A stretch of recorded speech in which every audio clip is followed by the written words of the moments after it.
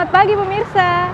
Berita Padang hadir kembali hari ini bersama saya Adini dan sejumlah informasi telah kami siapkan untuk Anda. Berikut selengkapnya.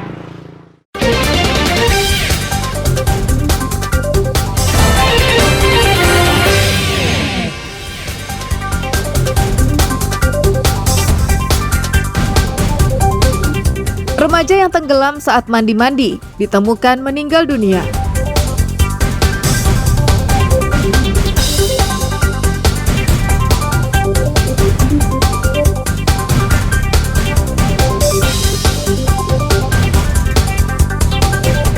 Dua orang pengedar sabu-sabu ditangkap.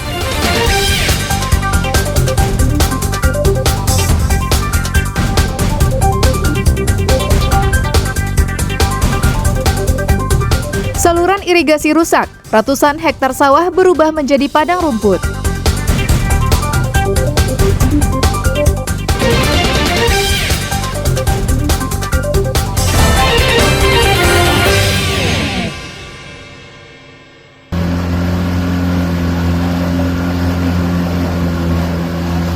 Seorang remaja yang tenggelam saat mandi-mandi bersama temannya di Bendungan Ganting Kubang, Nagari Kambang Utara, Pesisir Selatan, akhirnya ditemukan tak jauh dari lokasi kejadian hari Jumat pagi pekan silam.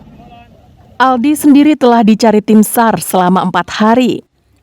Aldi, 14 tahun, ditemukan tidak bernyawa di pinggir sungai di lubuk sawah dalam posisi mengapung 1 kilometer dari titik awal korban tenggelam. Jasad awalnya ditemukan oleh warga yang ikut mencari dan mencium aroma tak sedap. Warga langsung melaporkan temuan tersebut kepada tim SAR. Jasad korban dievakuasi dan dibawa ke rumah duka. Hari itu juga korban langsung dimakamkan usai salat Jumat di kampung asalnya, Kampung Baru. Untuk awal tadi pagi kami dapat info dari warga bahwasannya di sekitar sungai tersebut ada bau yang menyengat. Jadi masyarakat menginfokan kepada tim SAR gabungan, kami langsung menuju ke TKP. Ternyata benar itu merupakan jasad atas nama Aldi. Alhamdulillah pada pencarian hari keempat ini tim SAR gabungan berhasil menemukan korban atas nama Aldi. Untuk posisi ditemukannya Pak sekitar kurang lebih 1 km dari titik nolnya atau titik LKP. Bendungan Ganting Kubang merupakan tempat yang asik untuk rekreasi sambil main air dan berenang. Namun banyak pengunjung yang tidak tahu jika arus bawah di sungai itu sangat kuat.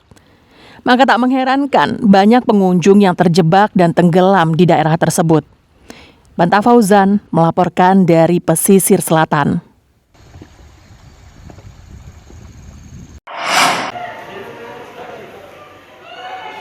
Kejaksaan Negeri Pasaman Barat menetapkan 2 tersangka baru dalam kasus korupsi pembangunan rumah sakit umum daerah. Mereka adalah Heru W yang merupakan pengguna anggaran dan PPK. Sedangkan M. Yusuf merupakan manajer konstruksi proyek pembangunan RSUD.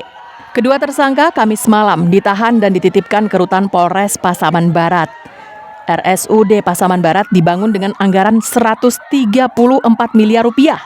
Dalam kasus ini, jaksa menemukan kerugian negara 20 miliar rupiah. Hingga kini, Kejaksaan Negeri Pasaman Barat telah menetapkan 7 tersangka. 4 diantaranya sudah ditahan di Rutan Polres Pasaman Barat. Sementara 1 lainnya sedang menjalani pemulihan. 1 lainnya dibantarkan ke rumah sakit. Seorang lagi masih menjalani hukuman di Rutan Sukamiskin dalam kasus lain.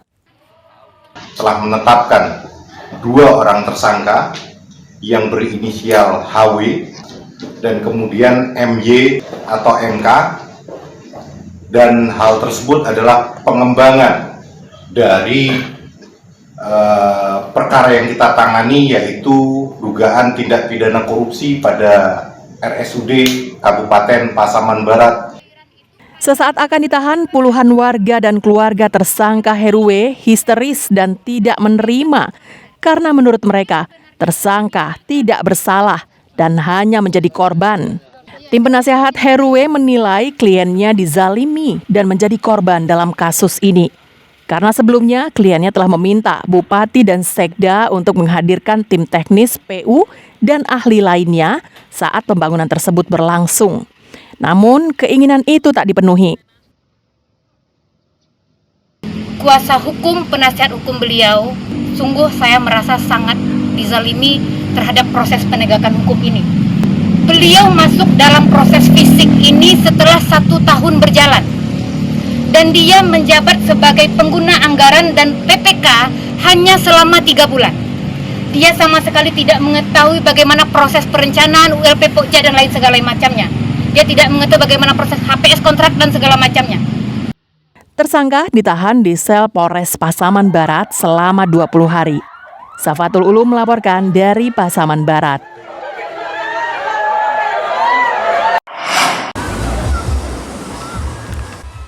Sejak terjadinya abrasi yang menumbangkan pohon-pohon cemara laut di Pantai Pasir Jambak, Kecamatan Koto Tangah, pinggiran Kota Padang, hari Kamis, belum ada petugas pemerintah yang mengenyahkannya.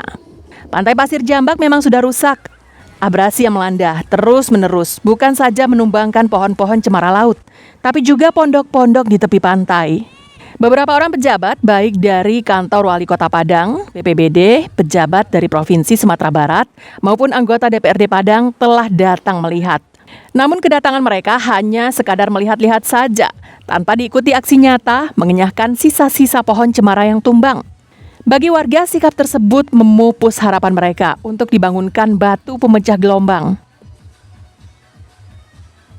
Untuk yang meninjau kejadian-kejadian ini, ada dari pemerintah kota, ada yang dari pemerintah provinsi, ada yang dari BPBD, ada dari anggota dewan. Itu belum ada reaksi untuk penanganan. Belum ada reaksi untuk penanganan sampai sekarang. Aja gitu, ya cuma sekadar melihat dan memantau. Jadi kami minta kalau melihat ya langsung action gitulah, langsung untuk bertindak gitu. Jangan biarkan masyarakat atau daerah kita hancur. Salah seorang pengunjung Pantai Pasir Jambak mengatakan mereka khawatir jika berada di pantai karena banyak pohon yang tumbang yang akan mengancam keselamatannya. Ya, apalagi akhir-akhir ini Padang kan cuaca agak kurang bagus ya Bang. Jadi nanti malah tahu badai, terus kebetulan wisatawan juga lagi ada di daerah sini kan, badainya tiba-tiba gitu. Nggak tahu nanti ketimpa atau gimana, lebih bagus ya dibenahin lah, dipotong, dibersihkan. Akibat peristiwa ini, kesan kotor dan kumuh terlihat dengan jelas di pantai yang selama ini terkenal dengan kesejukannya. Robiham melaporkan dari Padang.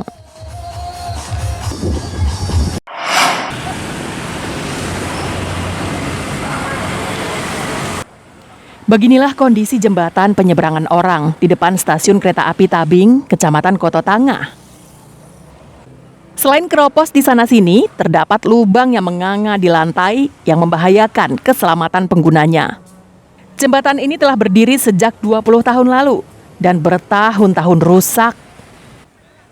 Ironisnya, pemerintah Kota Padang seperti membiarkan begitu saja kerusakan jembatan penyeberangan orang ini. Padahal keberadaannya sangat dibutuhkan karena terletak di Jalan Adinegoro, jalan utama menuju keluar Kota Padang. Tak hanya itu, jembatan penyeberangan orang ini juga menghubungkan stasiun kereta api dan pasar Simpang Tabing. Selain stasiun kereta api, jembatan ini juga kerap digunakan oleh ratusan murid-murid sekolah dasar. Maklum, di sebelah stasiun kereta api Tabing terdapat 4 buah sekolah dasar negeri. Karena kondisinya yang membahayakan, warga dan murid-murid enggan untuk menggunakannya. Mereka lebih suka menyeberang jalan yang mengakibatkan kemacetan. Kita rusak, mungkin sudah beberapa tahun ini kita sudah terlihat rusak ya. Dengan kondisi seperti sambungan las, lantai yang sudah mulai keropos. Nah, kalau kita takutnya kita khawatir. Khawatir itu terhadap pengguna jembatan penyeberangan besi ini yang secara otomatis banyak anak-anak dan warga yang menggunakan. Situ diperbaiki gitu, banyak kan besi situlah banyak berkarat. Kalau orang nyebrang kan anak kecil kan bisa jatuh ke lubang itu kadang-kadang. Padang tengah berbenah karena menjadi tuan rumah rapat kerja nasional Asosiasi Pemerintah Kota seluruh Indonesia. Namun pembenahan itu tidak menyentuh jembatan tersebut. Soalnya tentu ada tahapan-tahapannya ya, kira apakah itu PU nanti akan menjadi sektor dalam pelaksanaan perbaikan. Dalam sejarahnya, Kota Padang mempunyai 4 buah jembatan penyeberangan yang dibangun oleh swasta dengan kompensasi dijadikan sebagai reklame luar gedung. Namun dalam perjalanannya, saat ini hanya 3 yang masih berdiri, tapi hanya berfungsi sebagai tempat reklame luar ruang. Robiham melaporkan dari Padang.